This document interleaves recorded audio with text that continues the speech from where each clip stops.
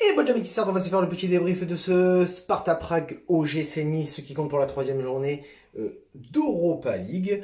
Et avant tout ça, je t'annonce que demain sortira une vidéo avec mon ami Le Yov, avec une grosse, énorme surprise, les gars. Un ancien joueur de l'OGC Nice va intervenir sur notre vidéo à ne pas louper demain à 18 h. Et on n'oublie pas aussi le très important partenariat avec Alura Shop où tu bénéficies de 10% de promotion sur tout le site internet avec toutes les nouveautés que sort Alura Shop ces derniers temps. Ils assurent toujours la livraison pendant le confinement, c'est très important. Donc n'hésite pas à aller sur le site, bénéficier de 10 € et d'avoir ta livraison chez toi au chaud sans bouger, et au moins tu te protèges et tu protèges les autres. Et on commence ce débrief avec la composition, donc en l'absence de Dante qui sa carrière est finie, enfin en tout cas sa saison est finie, peut-être sa carrière, je sais pas, mais à son âge ça va être compliqué de revenir, donc une défense centrale à 3, Pelmar Bambou, Dani Luc, sur les ailes Lotomba, Camara comme d'hab, Schneiderlin, Pierre Lesmelou en milieu de terrain, et en attaque Ronny Lopez, Dolberg et Guiri.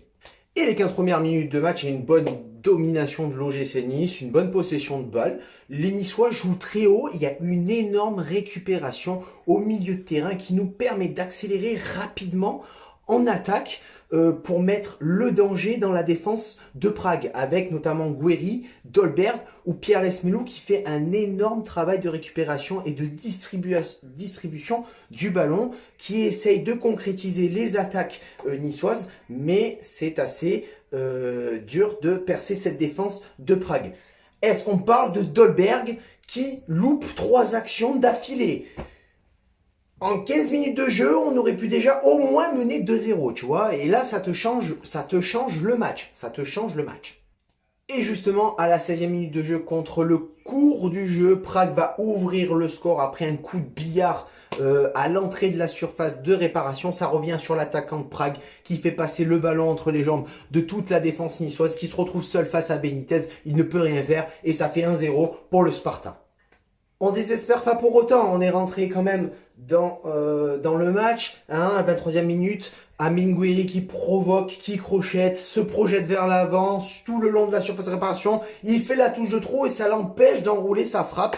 Du coup, c'est dommage parce qu'on arrive à se projeter vers l'avant. Il n'y a pas énormément de déchets techniques dans cette première mi-temps. Il y a une bonne récupération de balles, il y a un pressing assez haut qui est fait, mais il faut mettre un petit peu plus de rythme pour pouvoir se projeter encore plus loin et de désorganiser un peu cette défense de Prague. Vraiment le gros hic dans cette défense niçoise, hein, enfin le gros hic dans ce match, ça va être vraiment la défense niçoise qui se trouve en difficulté sur le peu d'offensive que se procure le Sparta. En fait, on se fait souvent peur et pourtant on a les capacités de rebondir dans cette première mi-temps et de se mettre à l'abri rapidement en égalisant. Et c'est là que tu vois que la jeunesse défensive niçoise manque d'expérience. Tu vois que en défense, souvent c'est brouillon parce que c'est une jeune équipe, hein. Pelmar 20 ans, Dani Luc 19 ans, Bambou 22 ans. C'est compliqué d'être serein avec cette défense qui quand même fait un bon boulot, mais ils sont souvent débordés. Et à la 33e minute, c'est le but d'Amine Guiri encore une fois. PLM qui récupère encore une fois le ballon. Grosse récupération de PLM. Dans la continuité, Ronny Lopez, Serguiri qui contrôle de la tête. Il s'emmène le ballon et il frappe. Ça fait un partout pour l'OGC Nice. Enfin, ça fait un partout, on égalise. Ça fait plaisir, on revient dans le match, il y a de l'espoir. Le problème, c'est que dans cette fin de première mi-temps, il y a beaucoup de fautes. C'est un peu haché dans cette fin de première mi-temps. Nice doit rester dans son match, doit rester concentré, rester sérieux et continuer la domination qu'ils avaient, la récupération de balles au milieu de terrain pour pouvoir un peu provoquer cette équipe. Et à la 41e minute, sur corner, voilà, avant la fin de la première mi-temps, corner de Prague, Zima saute plus haut que tout le monde et croise sa tête et ça fait 2-1. Il donne l'avantage à son équipe pendant un moment de flottement de l'OGC Nice qui a cédé encore une fois sous les offensives de Prague.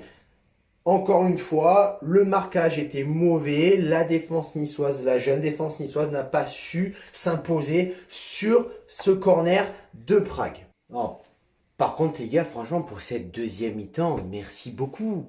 Merci de m'avoir encore, comme contre le Bayern Leverkusen, m'avoir fait rêver pour rien. Deuxième mi-temps difficile, on a la possession de balle, mais on est dépassé par les événements. On est abasourdi par ce deuxième but qu'on s'est pris en fin de première mi-temps, donc au pire des moments, clairement.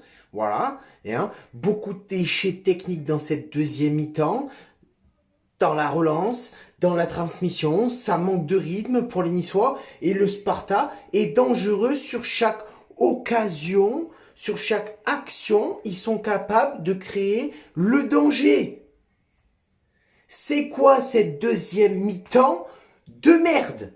Alors, je vais pas encore taper le con de sa mère, le meuble, c'est mort. Voilà. Le chat, je le prends, je le retourne, j'ai un cul.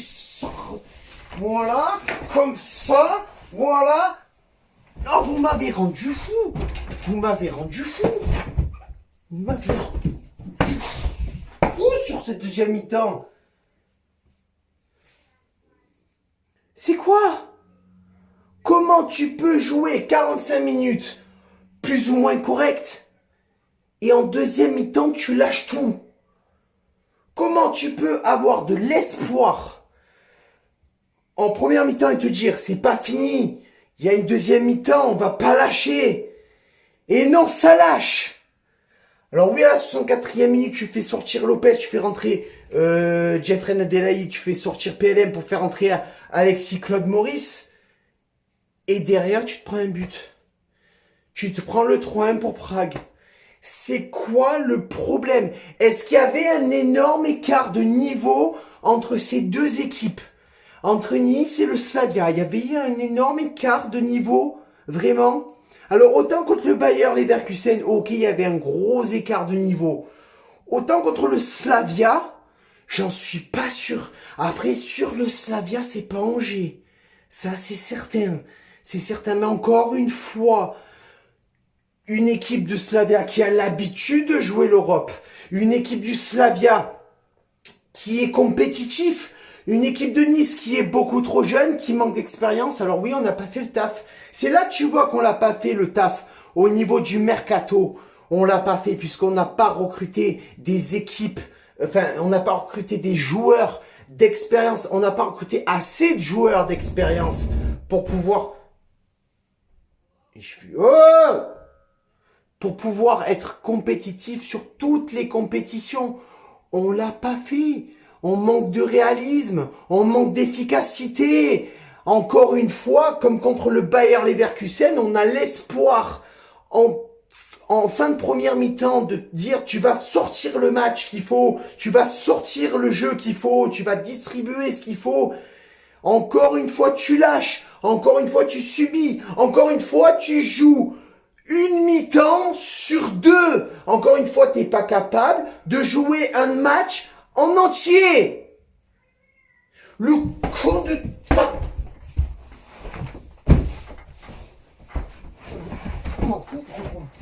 Le match, je le retourne tout.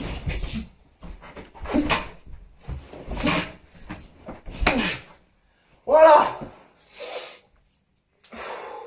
Bon, c'est bon, je me suis calmé. C'est bon. Voilà.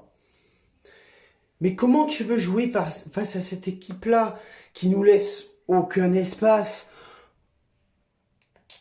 Ils ne nous laisse pas jouer, clairement. On n'y arrive pas. Alors oui, c'est des erreurs de jeunesse. Effectivement, Dante qui manque dans cette équipe, dans cette défense jeune, moyenne d'âge de cette défense, c'est 20 ans et des poussières. Qu'est-ce que tu veux? Sortir un gros match défensif avec des joueurs qui sont trop jeunes, qui n'ont pas l'expérience, qui n'ont pas le niveau européen. C'est quand même compliqué. Tu me fais rentrer Attal à la 80e minute, mais c'est déjà trop tard.